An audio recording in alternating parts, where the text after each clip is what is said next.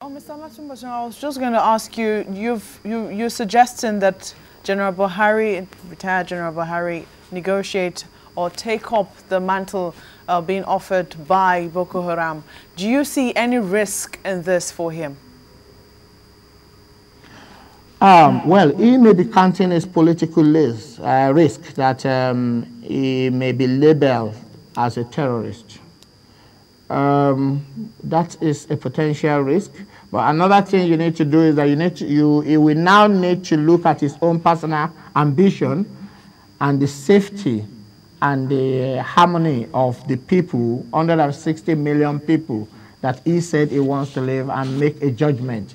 If he wants to close, as I am today, I'm willing to do anything to prevent one bomb from exploding and affecting my son or my daughter or my wife or my brother or sister, because the probability of it affecting them is very high.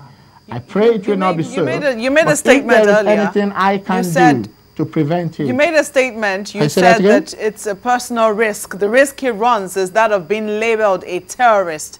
Isn't that a grievous risk? We all see the beginning of it, and I'm sure you are documenting everything you are doing here today. I wouldn't want to think anybody could be, it's one of the strategy of the terrorists to try and implicate people. And I don't think in this particular occasion they are trying to do that. Although, I would like to point out that when they were bringing up this list, they did not ask for anybody in the south or southwest or southeast. They did not call the member of other religions to be on the table, which I'm a little bit concerned about. But I still think that the fact that they picked some people in the northern part of Nigeria is a starting point. When negotiations start, negotiation is two-way things. We will speak to them, they will speak to us. And at the end of the day, there will be one or two compromises. And before you know it, as long as they are human beings, as long as they have ears and they have mind, I'm sure something will come on the table. And it may not be as bad as we're just here now. We've not taken a step at all. And we're assuming a lot of things. It's never done that way. And I want to remind you once again, from the beginning of this interview and now, only God knows how many bombs has exploded. And only God knows how many lives and properties has been lost. It is not a palatable situation. The clock is ticking, and we need to do something. Mr. Olatubosun, earlier in answering one of our questions, you gave an example using the United States of America, and you do know that in America it is believed that you do not negotiate with terrorists. Yet you said Nigeria is a peculiar situation, is a peculiar environment. Why then should we move on to negotiate when you give an example that we should go by? Okay. The first, your submission that America and United Kingdom does not negotiate with terrorists is something that I will not agree with. Whatever tactics they are using in Afghanistan, in Pakistan, in Israel, sorry, in Pakistan, in Afghanistan, in Iraq, I can assure you that it's not working today. They are counting their losses. They've lost a lot of lives. So we cannot, in Nigeria, adopt the American system. Our background is different. Our culture is different. The way we do things are different. May I quickly point your attention to what happened in Ethiopia recently when some pirates hijacked a vessel, and there was a time when they have to use a chopper to drop money in the ocean for them. Is that a negotiation or not? Are you aware of this situation? Could you, I'd like you to listen to this comment, because one of the other persons who was listed in that negotiating team, Senator Boko Haram Offer, also spoke up. I think, well, it does come across as though he sees things differently. I'd like you to listen to this and respond to it afterwards. One killers of ordinary Nigerians in the northeast are not Boko Haram, not even armed robbers, but the security agencies. After the security agencies comes the armed robbers and ordinary criminals who are using what is happening and using Boko Haram name to ask for money, extort money from people. And if you don't give them money, they come and kill you. They keep on sending you all sorts of text messages asking for 5 million, 3 million, 2 million, right down up to 100,000. If you refuse to give them anything, if they have the chance, they will come and kill you. If they kill 1, 2, 3 people around, they frighten everybody, and then everybody else now succumbs to their demands. So today, people are being forced to partially fund Boko Haram because of the activities of these criminals. Then after the security agencies, who are the #1 killers in terms of number, I was surprised when the other day I saw the chief of army staff saying that Boko Haram killed 3,000 people. Security agents have killed a lot more than 3,000 since this thing started. Even on the first day when this crisis erupted in Maiduguri, over 5,000 people were killed by the security agencies. And Mr. President sir, right from the word go, who brought about this Boko Haram crisis? Boko Haram is just like any other sect, a religious sect. It has existed for ages. It's not a new phenomenon altogether. But it is the activities, particularly at that material time, the police who pushed the Boko Haram people to the wall by killing their leaders, killing thousands of other innocent people, that forced them to take arms against the Nigerian state. So it is the attitude of security agencies, the way they operate, that really makes things worse, not any better.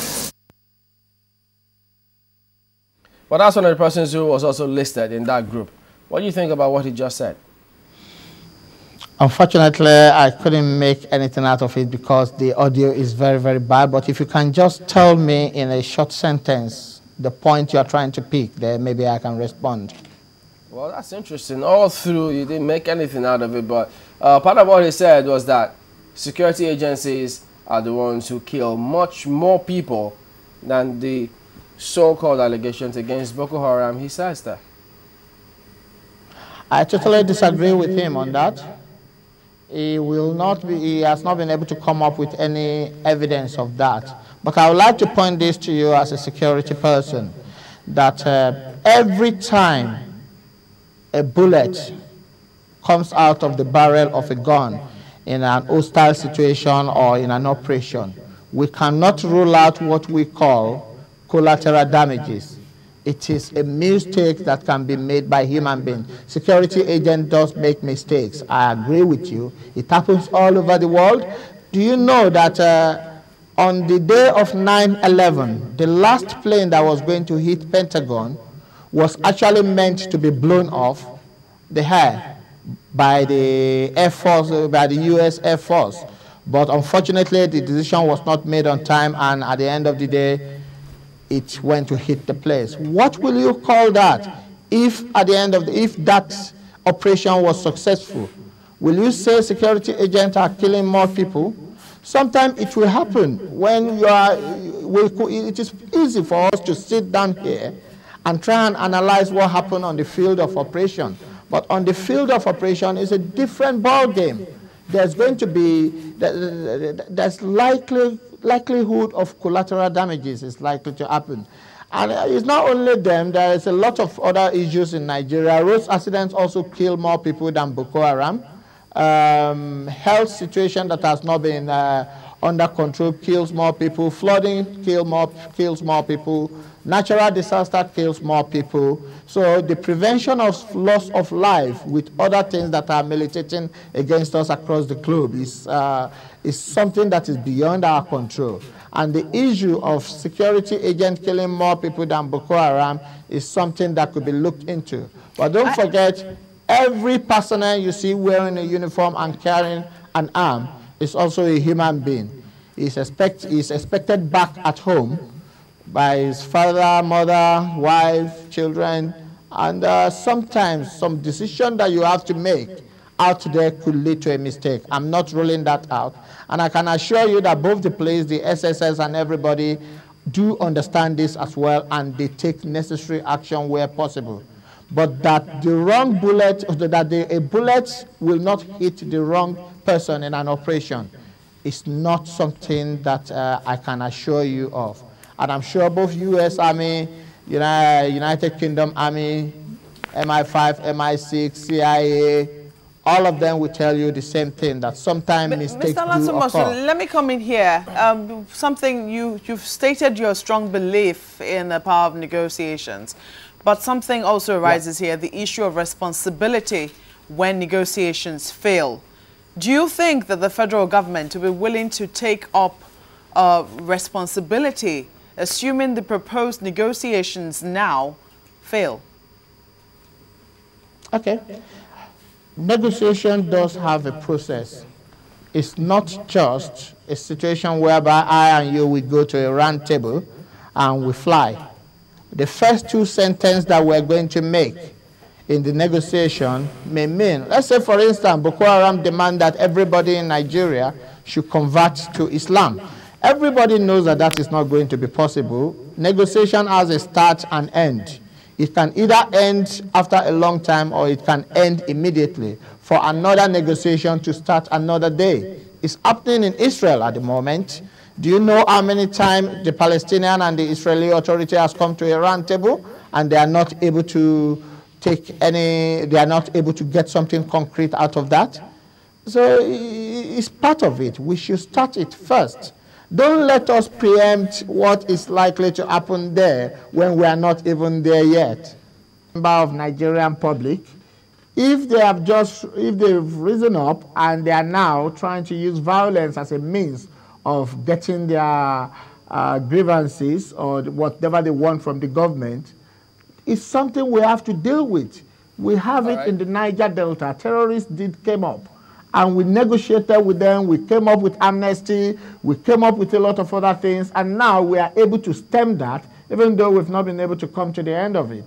Why can we not do the same thing to our brothers in the northern part of Nigeria? I don't know if those people go back in just a moment. What they think is the alternative.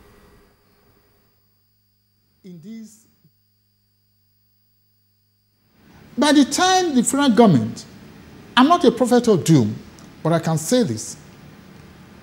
By the time the federal government concludes or finishes with its negotiation with the Boko Haram people, they give them their options, whatever they say they need, then another outfit will spring up. To me, it will be an encouragement. I'm not saying government should not discuss, but why doing this in bits and pieces? Why don't go through the whole hog? Why don't you let us now have a national meeting, whereby you will accommodate Boko Haram, you are going to accommodate OPC, you are going to accommodate MEND, you are going to accommodate Masob, you are going to accommodate me, and you, Shola, if you have your grievances, you are going to. Like me, if there is a national meeting, whether I represent the Southwest or not, whether I represent the Yoruba people or not, I will go there, or I present a memorandum of what I think are wrong with this enterprise, Nigeria.